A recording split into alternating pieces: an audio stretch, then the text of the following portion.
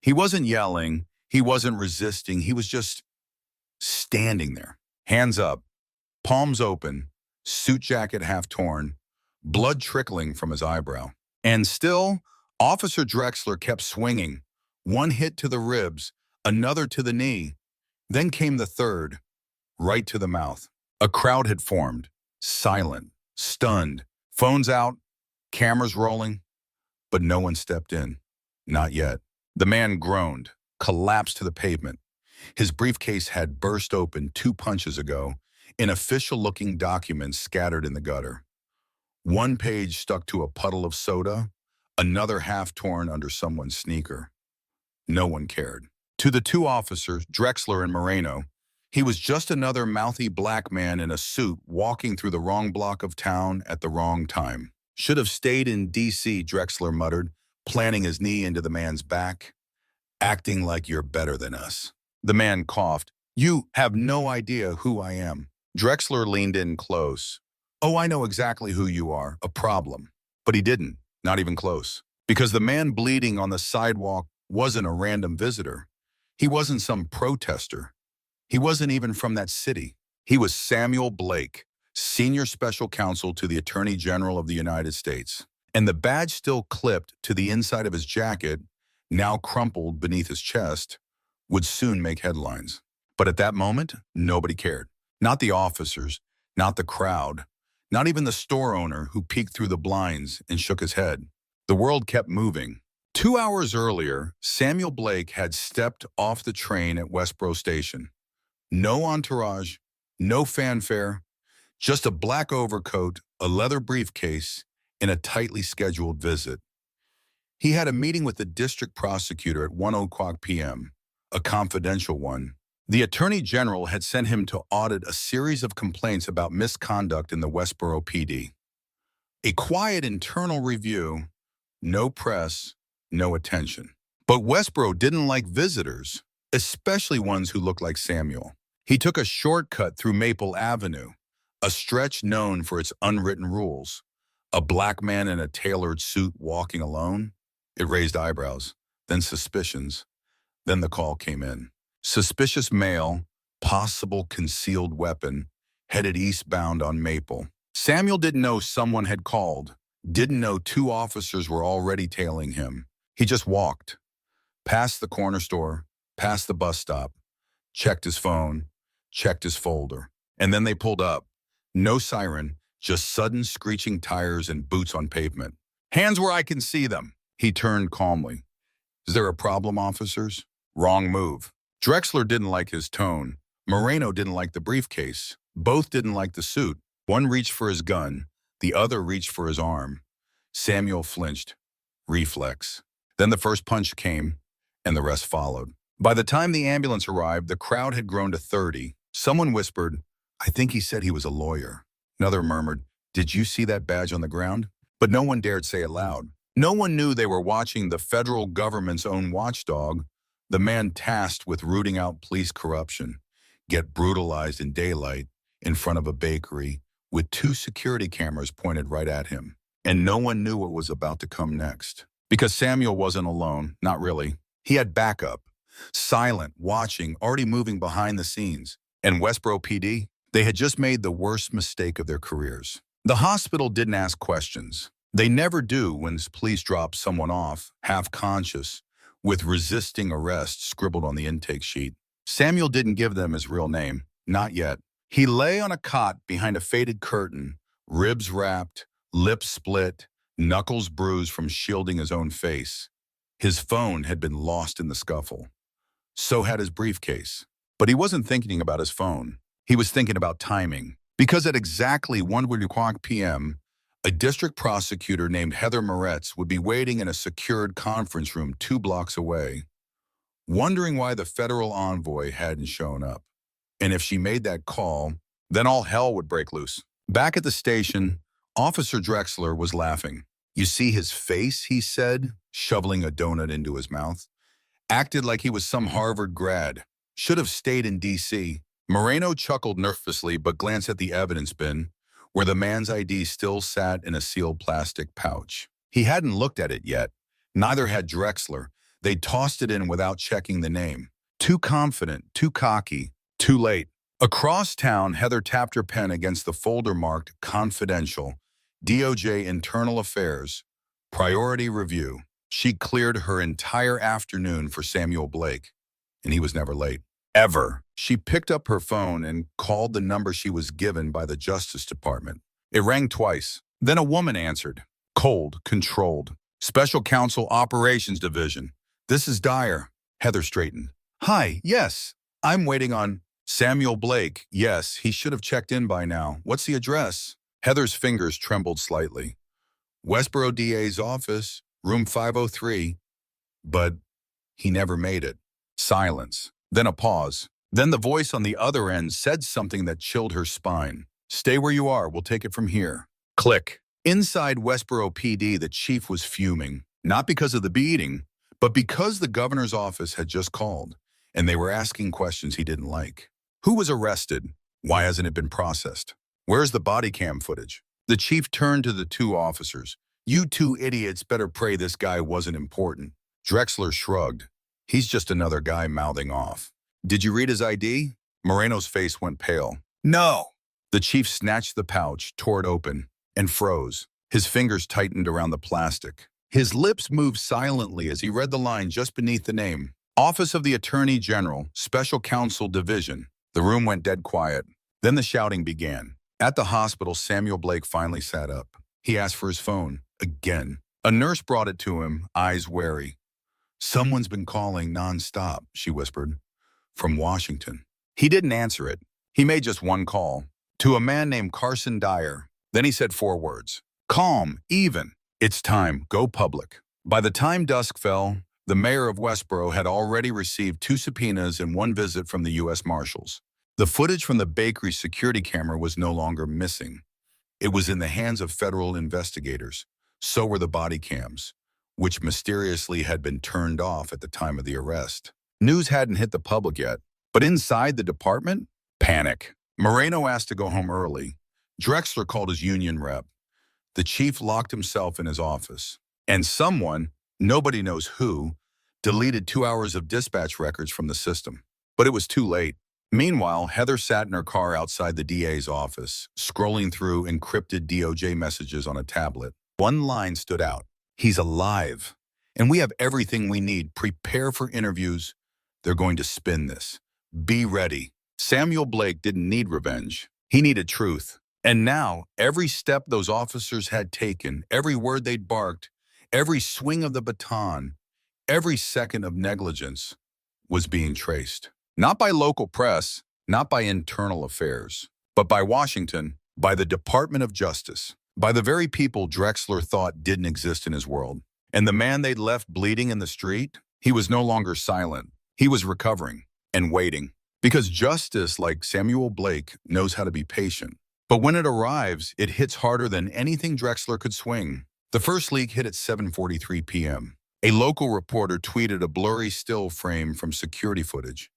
A man in a dark suit on the ground, 2 officers above him, fists midair. No context, no name, just the caption.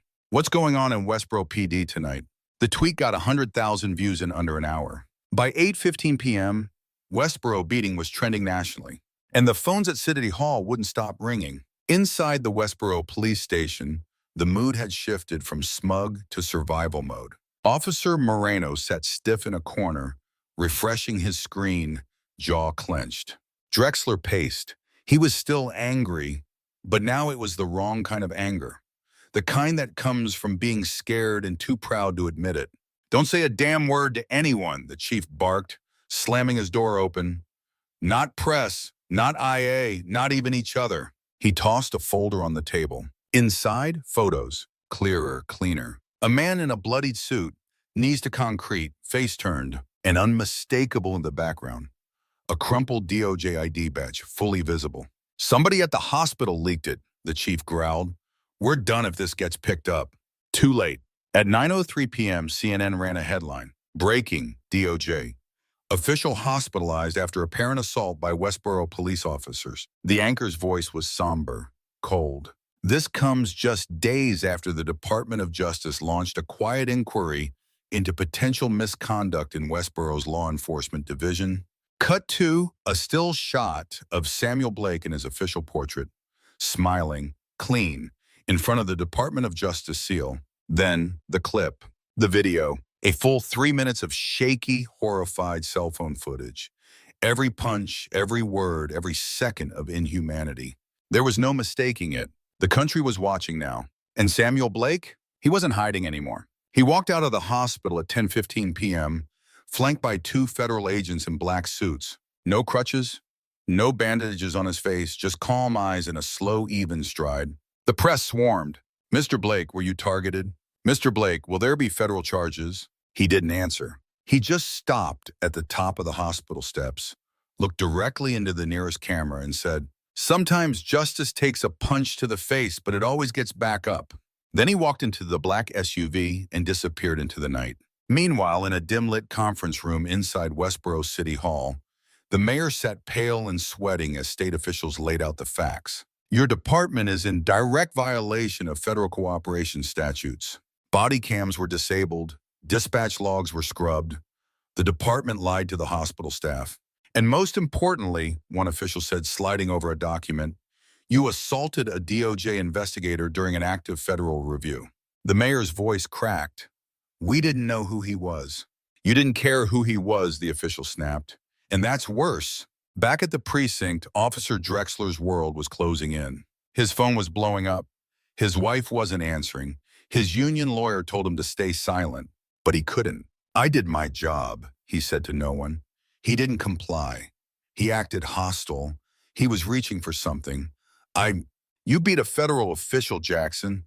It was the chief, voice low, dead serious. "You beat a man who reports directly to the Attorney General. You beat the guy sent here to audit us." Drexler went pale. "That's not possible," he whispered. The chief leaned in. "It's more than possible. It happened, and every punch is on tape." By midnight, the Department of Justice had released an official statement. The special counsel to the Attorney General was injured while conducting an internal review in Westboro, New York. The department is coordinating a full-scale investigation. It was short. It was deadly. And it meant one thing: nobody was safe. Heather Moretz, the district prosecutor, stood in front of the media the next morning. Her voice was clear, controlled, unapologetic. "We have issued immediate subpoenas for officers involved. We are requesting independent oversight from the federal level. And let me be perfectly clear, this will not be buried." Reporters shouted over each other. "What about the chief? What about the union? What about the town council?" Heather didn't flinch. "This wasn't just a failure of protocol," she said. "It was a failure of humanity." Then she stepped away. No follow-up, no fluff, just truth. And across the country, in coffee shops and living rooms and late-night offices, the story spread. People watched the footage, rewound it, played it again. Not because they liked it, but because they recognized it, because they'd seen it before. Too many times. But this time, the man they beat had the power to fight back. 3 days later, the hearings began. Not a court trial, not yet. This was bigger. Federal Oversight Review Panel, chaired by senators, observed by press, live streamed to millions. And seated at the center of it all, in a crisp navy suit and unshaken posture, was Samuel Blake. No bandages now, just presence, a calm storm holding decades of law in his spine. "Mr. Blake," the senator began, "you were in Westboro for what reason?" "To investigate claims of systemic abuse," Samuel answered. "Racial profiling, excessive force, body cam violations, and patterns of intimidation by Westboro PD." The senator leaned forward. "And how did that investigation go?" Samuel met his gaze. "I never made it to the first meeting.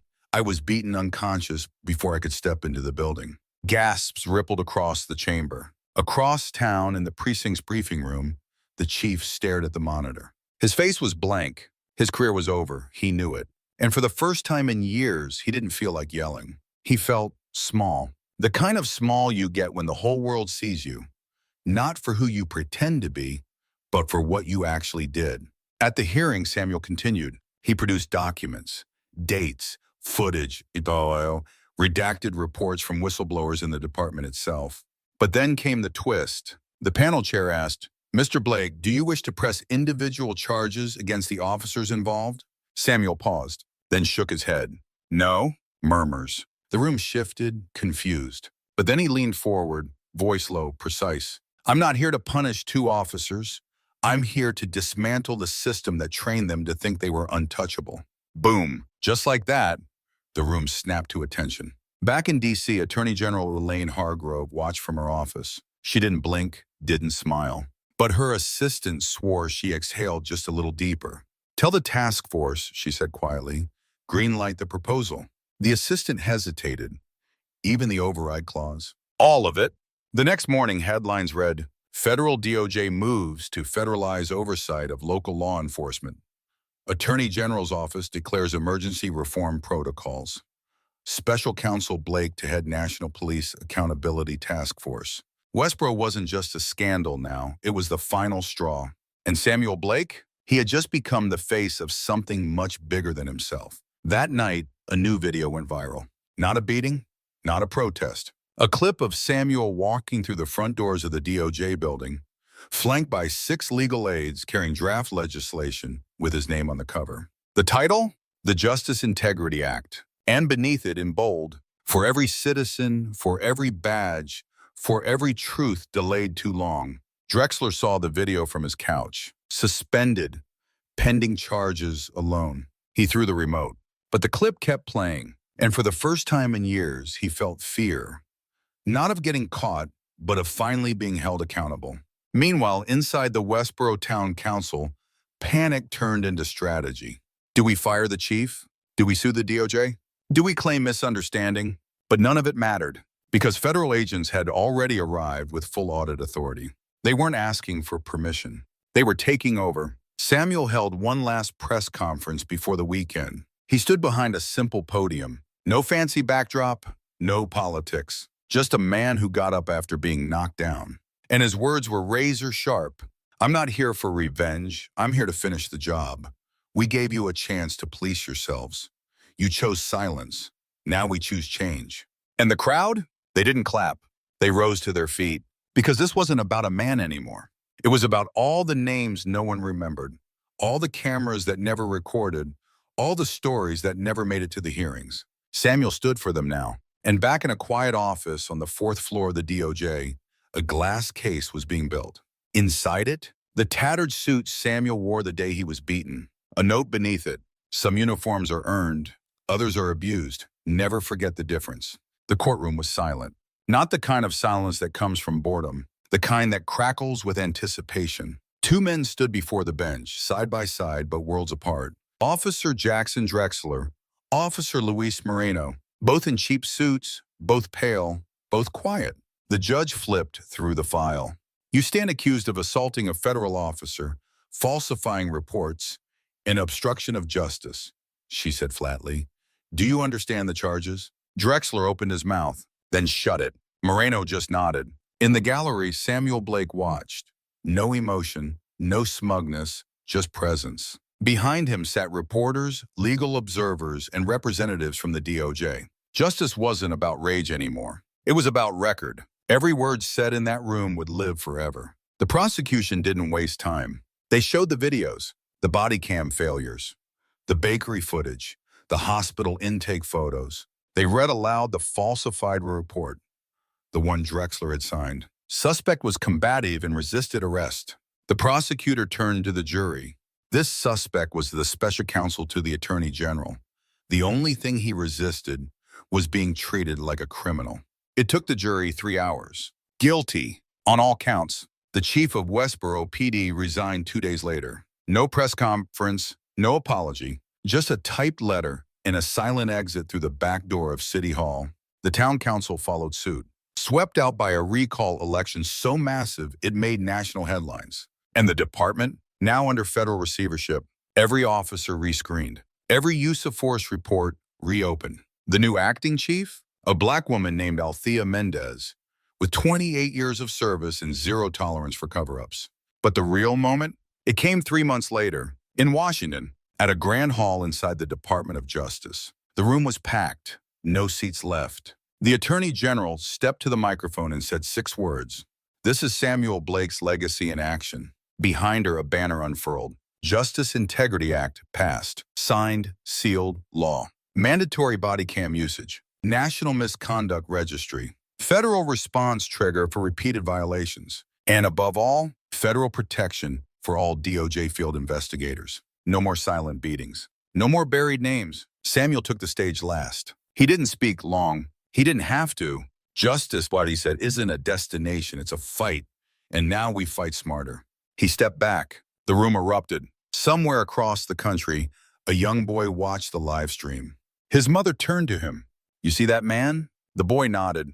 He was beaten, but he didn't stay down. The boy didn't say anything. He just stared at the screen, eyes wide. Something had shifted. Back in Westboro, the old bakery where it all began hung a new sign in the window. This corner saw injustice. Now it sees change. And taped beneath it, a printout of Samuel's quote. Sometimes justice takes a punch to the face, but it always gets back up. What do you think? Should officers be held to a higher standard? Or do stories like this remind us why every badge must be earned and earned again? Let us know in the comments. And if you believe justice still matters, share this story. Because silence is comfortable, but change is loud.